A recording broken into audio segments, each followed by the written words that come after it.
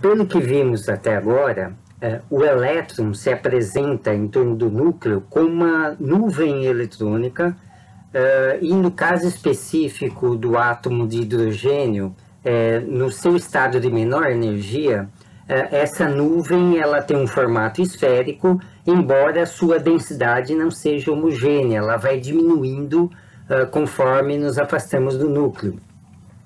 Bom, esse modelo, essa concepção de átomo é muito diferente daquela em que você imagina o elétron como uma bolinha rígida que se desloca ao redor do núcleo, né? Mas digamos que essa ideia do elétron como uma bolinha esteja tão arraigado dentro da minha alma que eu me recuse a abandoná-lo. Ou seja, na minha cabeça o elétron está ali com uma bolinha de aço girando em torno do núcleo, e eu quero manter essa visão. Então, os físicos são espertos, né? O que eu imaginaria? Vamos então fazer uma medida da posição do elétron em torno do núcleo.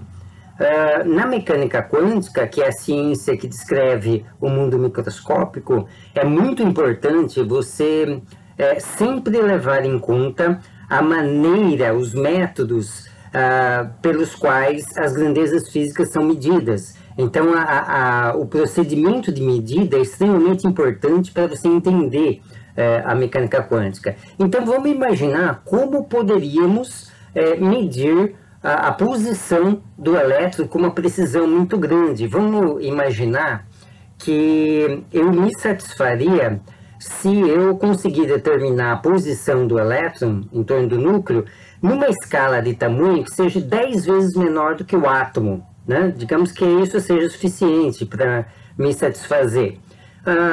Uma escala 10 vezes menor que o átomo, nós estaremos falando em 10 a menos 11 de metros, né? 0,1 angstrom. Então, vamos tentar fazer uma medida da posição do elétron com esse grau de precisão. E, de fato, dentro da mecânica quântica, nós temos que nós podemos determinar a posição de qualquer objeto quântico de uma forma muito precisa. Na verdade, o grau de precisão dessa medida, ela dependeria dos nossos recursos instrumentais para isso. Então é possível, é perfeitamente possível dentro da mecânica quântica, nós fazermos uma medida com tal grau de precisão, de 10 a menos 11 de metros. Nós não conseguimos isso ainda, tecnicamente.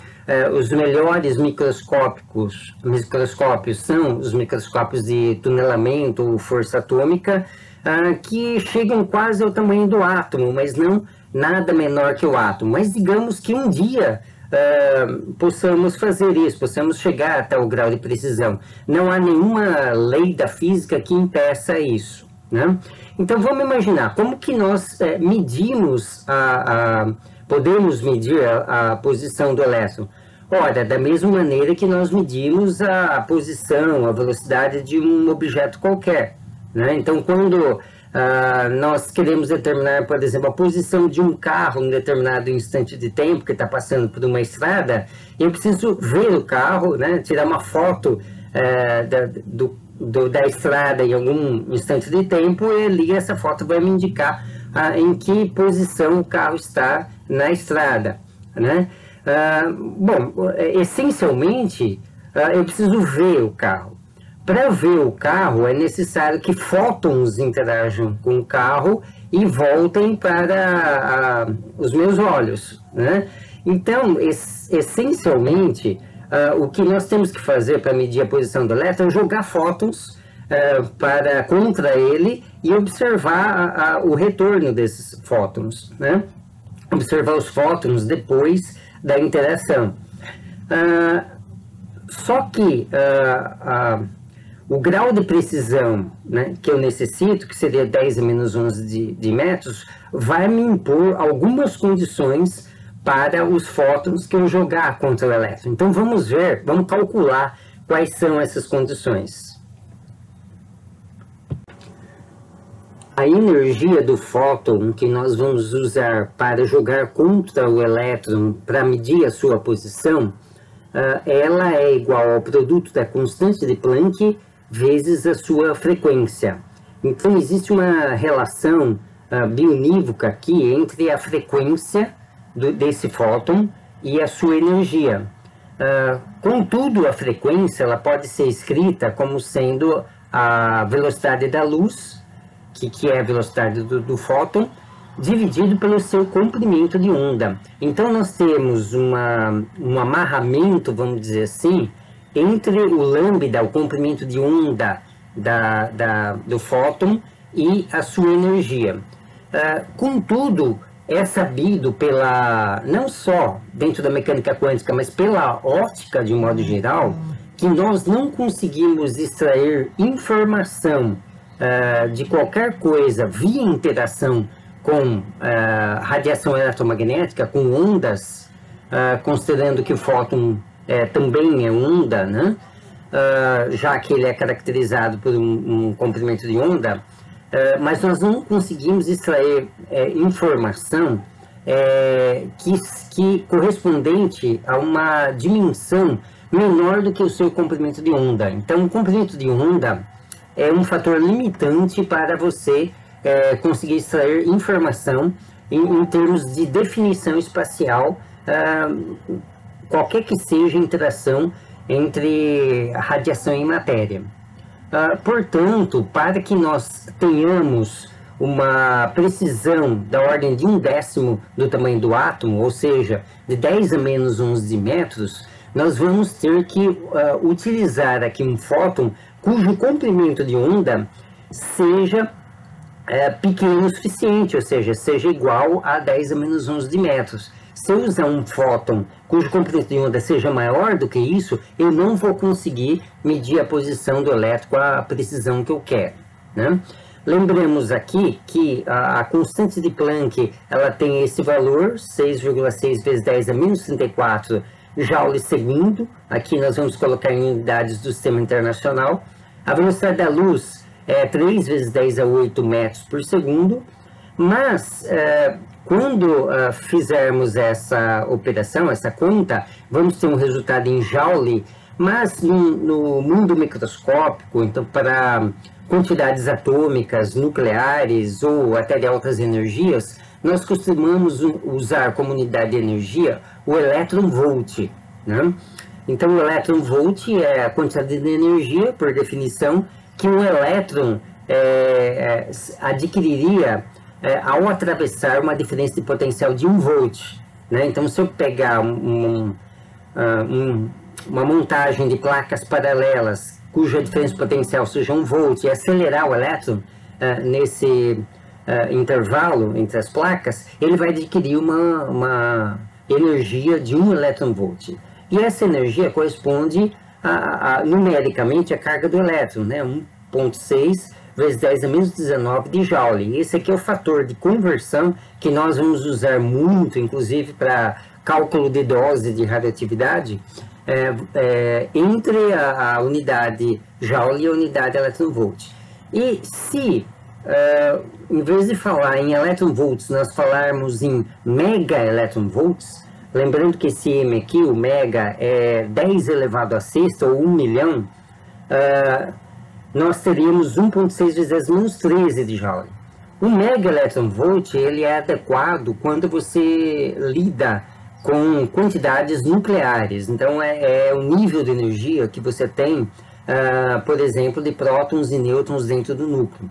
Então vamos fazer o seguinte, vamos jogar aqui o valor da constante de Planck, aqui o valor da velocidade da luz, e aqui no lambda nós vamos colocar 1 vezes 10 a menos 11, porque é a precisão espacial, de definição espacial que nós queremos para a localização do elétron. Qual que vai ser o valor de energia, então, do fóton que eu tenho que jogar contra o elétron para ter essa precisão? Então, fazendo as contas, nós teríamos que a energia desse fóton seria igual a 120 MeVs. Não existe, digamos assim, tanto impedimento técnico para você conseguir gerar um fóton com essa energia. Contudo, é claro que essa energia vai ser muito maior do que a energia de ligação do elétron no átomo. Se for o átomo de hidrogênio no seu estado fundamental, essa energia de ligação é de 13,6 elétron-volts. Isso aqui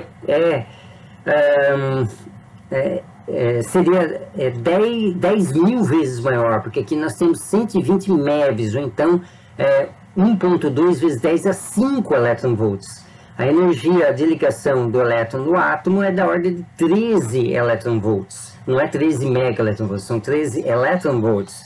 Então, nós temos muitas ordens de grandeza para esse valor aqui, superior à energia de ligação do elétron. E para outros átomos e outros estados quânticos de átomos, qualquer que seja o átomo, o valor da energia de ligação não vai ter uma ordem de grandeza muito diferente de 13,6 elétron-volts. Portanto, essa energia aqui é muito maior que a energia de ligação de qualquer elétron em qualquer átomo. Então, o que aconteceria se eu jogasse um fóton com essa energia para ter uma definição espacial boa para localizar o elétron? O que aconteceria é que, quando esse fóton interagir com o elétron, ele vai arrancar o elétron do átomo. Então, nós vamos ter um resultado que não se refere ao elétron no átomo, mas o elétron solto, né? O elétron fora do átomo. Então, isso mostra que não é possível você fazer uma medida tão precisa da posição do elétron, mantendo o elétron no átomo, ou seja, mantendo a consistência do átomo. Bom, este resultado nos coloca na seguinte situação. Se quisermos medir a posição do elétron com uma precisão razoável, nós temos que destruir o átomo. Ou seja, não é possível determinar a posição do elétron mantendo o átomo íntegro. Então isso nos lembra muito uma certa história, que é a história da galinha dos ovos de ouro. Não sei se vocês conhecem.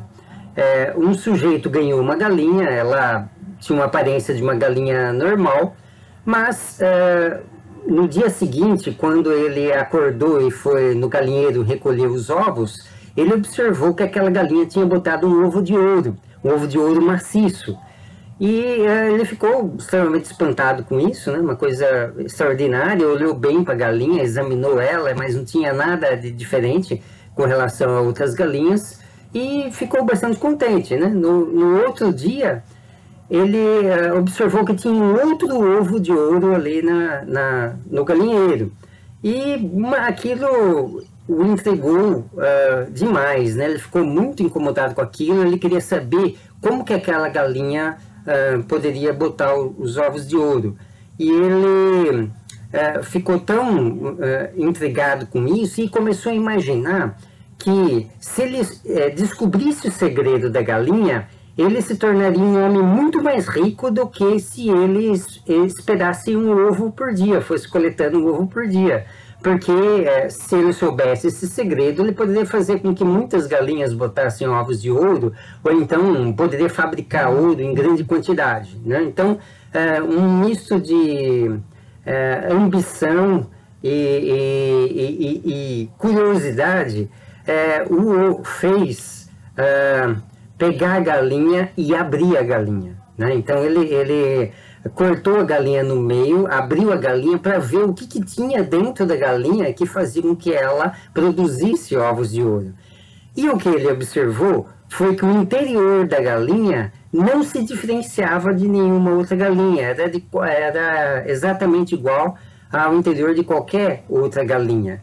Então, o que aconteceu, né? Levado pela sua ambição, ele perdeu a oportunidade de recolher ovos outros dias. Ele ficou apenas com 2 ovos. Então, é mais ou menos essa situação, né? Então, se nós abrirmos o átomo, né, nós os destruímos.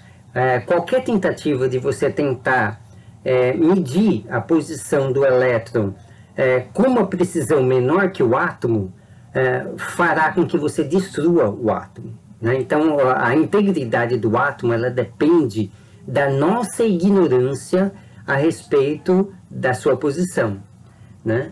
E isso descarta, vamos dizer assim, a possibilidade de continuarmos trabalhando com a possibilidade do elétron como uma bolinha que gira em torno do núcleo.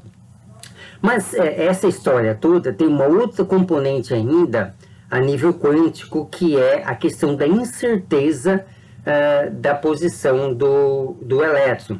Pelo que vimos até agora, nós temos uma incerteza que nós, para que possamos manter o átomo íntegro, nós temos que aceitar essa incerteza, aceitar essa dúvida sobre aonde que o elétron se encontra, né? Algumas interpretações da mecânica quântica, até como a interpretação de Copenhague, vão na direção de apontar que possivelmente posição não é uma propriedade do elétron. O elétron não, vamos dizer assim, obedece a essa grandeza, né? A posição não é uma quantidade aplicável ao elétron, da mesma forma que o tamanho do elétron, né, um possível raio que ele tenha, também não é uma propriedade dele, né? Aparentemente o átomo tem o tamanho que tem devido a essa incerteza na posição. Mas a mecânica quântica, ela oferece um caminho para nós calcularmos qual que é essa incerteza, né? Então existe uma maneira, um método para você avaliar qual que é o grau de incerteza que você tem num objeto quântico. Para isso, nós precisamos saber a função de onda que o descreve. Então vamos considerar novamente o estado fundamental do átomo de hidrogênio, em que nós sabemos que a função de onda é uma exponencial, né, em função da distância ao núcleo, e vamos tentar avaliar qual que é o grau de incerteza envolvido no elétron no estado fundamental do átomo de hidrogênio. Vamos ver esses cálculos aí.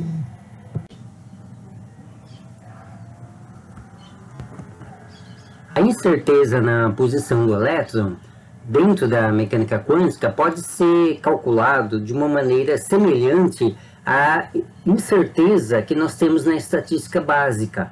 Então, uma maneira de se fazer isso é você fazer a raiz quadrada do valor médio da posição ao quadrado menos o valor quadrado da posição média. Então, observe que essas duas quantidades são diferentes. Aqui eu pego valores de posição, elevo ao quadrado e depois tiro a média desses valores de posição. Vamos supor hipoteticamente que nós pudéssemos fazer várias medidas em sequência, né, da posição do elétron. Então, eu teria esses vários valores, elevaria cada um deles ao quadrado e depois somaria todos e dividiria pelo número de dados que eu tenho. Então, isso me daria o valor médio de x². E aqui eu faço diferente, eu pego todas as medidas que eu fiz de posição, tiro a média desses valores e depois pego essa média e elevo ao quadrado. Então, essas duas grandezas vão ser diferentes, né? Acontece que na mecânica quântica existe uma maneira de nós avaliarmos esses valores médios utilizando a função de onda, né? Então, a operação que nós vamos fazer, por exemplo, para calcular o valor médio de uma grandeza, vai ser realizar essa integral aqui, né? Então, seria integral ao longo do volume de todo o universo, do psi asterisco x psi. Ou seja, eu vou fazer um sanduíche aqui, eu vou colocar como o recheio a quantidade que eu estou fazendo a média, e os pães vão ser a função de onda e o conjugado complexo dessa função de onda, né? Então, quando eu faço essa integral ao longo de todo o volume do espaço, eu vou chegar no valor médio de x. Então, esse é o estilo quântico de se calcular valores médios. E a mesma coisa para o x², né? Se eu quero calcular o valor médio do x², eu vou colocar o x² aqui no meio dessa integral, né? Contudo, na verdade, eu não vou precisar fazer essa conta aqui de baixo, só de cima. Por que que eu não preciso fazer essa conta de baixo? Se eu colocar a origem do meu sistema de referências no núcleo, ou seja, bem na região central do átomo, o valor médio que eu vou ter vai ser zero, né? Vai ter que ser zero, porque o átomo, a eletrosfera, ela tem uma simetria com relação a esse ponto central, né? A origem do sistema de coordenadas. Então, eu já sei de cara que o valor de x médio vai ser nulo, né? Quer dizer, o valor médio vai ser bem no centro do átomo. Contudo, o valor médio de x² não vai ser nulo, né? Então, no fim, como esse termo aqui é zero, o ΔX, a minha incerteza na posição, vai se resumir a raiz quadrada do valor médio de x², né? Então, vamos fazer a conta agora. Então, para isso, eu tenho que estabelecer qual é o estado quântico que eu vou utilizar. Então, vamos utilizar o Psi100, que seria o estado fundamental do átomo de hidrogênio. Qual que é a função de onda correspondente? É aqui, ó, é daqui até aqui. Então, é 1 sobre raiz de 8π, nós já vimos isso, né? 2e sobre 0 elevado a 3 meios. E aqui está a função exponencial, né? Que dá a modificação da densidade da eletrosfera ao longo da distância do núcleo. Então, I elevado a ZR dividido por 2 a 0. Lembrando que o A0 é o chamado raio de Bohr, foi o raio da primeira órbita dentro do modelo errôneo do Bohr, de órbitas circulares, né? Equivale mais ou menos meio angstrom. Então, esse aqui seria a minha função de onda. Na verdade, aqui eu tenho que colocar a função de onda conjugada, né? O psi asterisco. Mas como se trata de uma função real, o psi asterisco vai ser exatamente igual à função original. Então, aqui eu vou colocar o valor de r², né?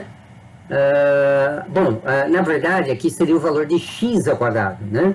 Então, o x, se eu for fazer a conta em coordenadas esféricas, o x é igual a r, seno de θ, cosseno de φ. Então, eu vou ter que colocar aqui no meio o x², né? Então, vai ficar r², seno quadrado, cosseno ao quadrado de φ. É o que vai aqui no meio da integral. E aqui vai estar a função de onda, né? Que é a mesma da função de onda conjugada. E depois vem o elemento de volume. Qual que é o elemento de volume? É r², seno θ, dr, dθ, de φ. Aí eu vou integrar o φ de 0 a 2π, vou integrar o θ de 0 a π e vou integrar o r de 0 a infinito. Fazendo essa conta toda aqui, né? Vamos estabelecer que o Z é igual a 1, para que seja o átomo de hidrogênio, né? Não o íon do hélio, mas vamos nos contentar com o átomo de hidrogênio, né?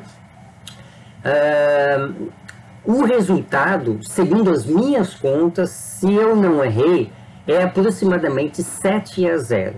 Como a 0 é meio angstrom, então isso aqui dá mais ou menos 3,5 angstrom. Então esse valor é um pouquinho maior do que vamos dizer assim, o raio de Bohr, né? Então o raio de Bohr quer dizer 7 vezes maior, então é um pouco maior que o tamanho do átomo, né? que segundo as contas e o que a mecânica quântica diz a respeito do átomo. Então nós teríamos uma região de incerteza atribuída ao elétron que é um pouquinho maior do que o átomo. Vamos ver o que isso significa. Então, em torno do átomo, nós temos uma região em que existe uma incerteza com relação a onde o elétron está, né? Existe um princípio na mecânica quântica que se chama princípio de superposição. Veja bem, se eu ver o elétron, se eu conceber o elétron como uma bolinha muito pequenininha, o princípio de incerteza me diz que eu não sei se ele está aqui, ou se ele está aqui, ou se ele está aqui, ou se ele está aqui num dado instante de tempo, ou se está aqui, ou se está aqui, né? Eu tenho uma incerteza ao longo de toda aquela região. Mas o princípio de superposição na mecânica quântica nos diz que quando temos incerteza sobre o valor de uma grandeza física, O estado quântico do objeto quântico vai ser uma superposição dos vários estados possíveis. Então, o que quer dizer? Quer dizer que o estado do elétron no átomo, ele você pega o elétron aqui, depois pega o elétron aqui, depois pega o elétron aqui, pega o elétron aqui e junta tudo isso ao mesmo tempo. Então, o elétron, ao mesmo tempo que está aqui, está aqui, está aqui, está aqui, está aqui, está aqui, está aqui, está aqui, com o peso correspondente à densidade de probabilidade num dado ponto do espaço. Ou seja, na hora que você soma todos o elétron em todas as posições, o resultado disso é a nuvem eletrônica. A nuvem eletrônica significa o elétron em vários lugares ao mesmo tempo. E, como vimos, a distribuição de carga em torno do núcleo, de carga negativa da eletrosfera, obedece à densidade de probabilidade, o psi asterisco psi. Então, o elétron efetivamente se comporta como uma grande nuvem, a sua carga está espalhada pela região do espaço. No caso do átomo de hidrogênio, estado fundamental, isso vai ter uma simetria esférica e a densidade vai diminuir exponencialmente conforme nós nos distanciamos do núcleo. Isso é o elétron, é um elétron, é a maneira mais honesta de nós concebermos o elétron no átomo. E as propriedades químicas desse elétron, ou as propriedades químicas do átomo como um todo, vão se dar de acordo com essa concepção, com a concepção da nuvem eletrônica, de que o elétron não é uma bolinha rígida que gira em torno do núcleo com uma velocidade estonteante, né? Bom, se nós refletirmos sobre isso tudo que nós dissemos, veja bem, eu até posso saber aonde está o elétron, mas o custo disso seria destruir a matéria, né? Então, se eu pegar um objeto e querer saber a posição de todos os elétrons dos átomos que compõem esse objeto, até posso, até teoricamente isso é possível, mas o preço que eu tenho que pagar é a destruição do objeto. Se nós queremos que o objeto continue com a sua integridade, eu tenho que abrir mão da concepção do elétron como uma bolinha muito localizada, né? Isso nos faz pensar no que é a matéria de fato, né? Então, lembram-se que o Demócrito se perguntava se nós dividirmos a matéria em pedaços cada vez menores, indefinidamente, se nós sempre vamos ter a mesma substância, né? Então, se nós pegarmos um pedaço de plástico e formos dividir várias vezes, quantas vezes eu tenho que fatiar na metade uma barra de 1 metro de plástico para chegar no tamanho do átomo? Não é muitas vezes não, é só 100 vezes. Se eu pegar a barra, divido no meio, tem meio metro, divido no meio, 25 centímetros, divido no meio, 12,5 centímetros. Se eu fizer isso 100 vezes, eu vou chegar no tamanho do átomo, né? Então, nós podemos nos perguntar, quando nós chegamos no nível atômico, o que acontece, né? Então, o que dá substancialidade à matéria? Nós temos duas coisas. Uma delas é a questão da medida da posição do elétron e imbricado com isso, nós temos a incerteza, né? Você imagina que o elétron, ele tem uma massa, uma parcela desprezível da massa do átomo. Quase toda a massa está no núcleo, que é 100.000 vezes menor do que a eletrosfera. E então, que daria materialidade, solidez, digamos assim, aos átomos dentro de um sólido, não aos átomos, mas ao sólido, do ponto de vista macroscópico, devido às características dos elétrons, não é a massa, né? Então, não é a massa que dá o volume para os objetos sólidos ou líquidos, né? Que dá a pressão para os gases, né? Na verdade, o que eu tenho quando eu tenho interação entre átomos se eu apertar muito o objeto, tentar esmagar um objeto, se esse objeto for rígido, eu não vou conseguir, né, com a força dos meus músculos.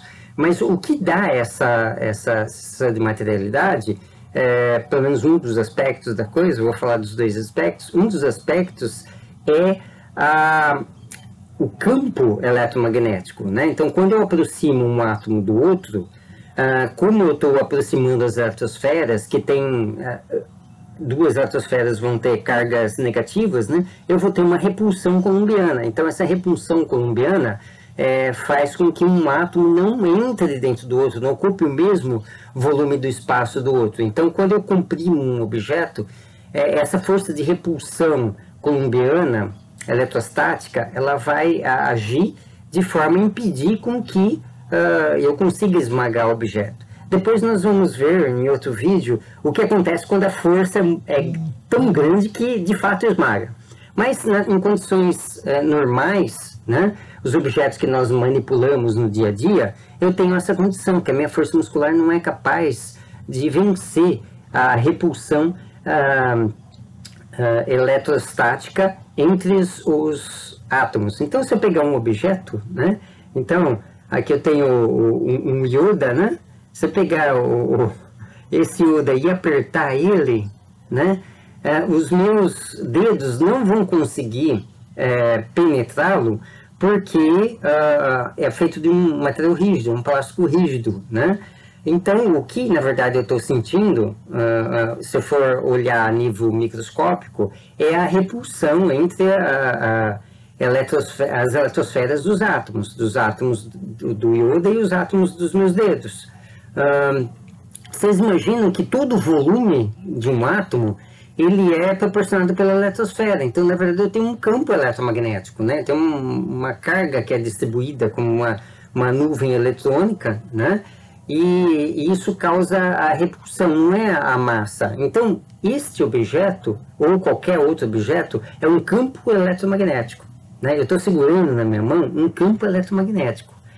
Só que isso é só parte da verdade, né? A outra parte tem a ver com a incerteza, né? Nós mostramos que a incerteza ela é um pouco maior que o tamanho do átomo. Então, isso significa que eu não posso saber a posição do átomo numa dimensão menor do que essa incerteza e, portanto, pelo princípio da superposição, o elétron vai ter que estar em todos os pontos dentro dessa região.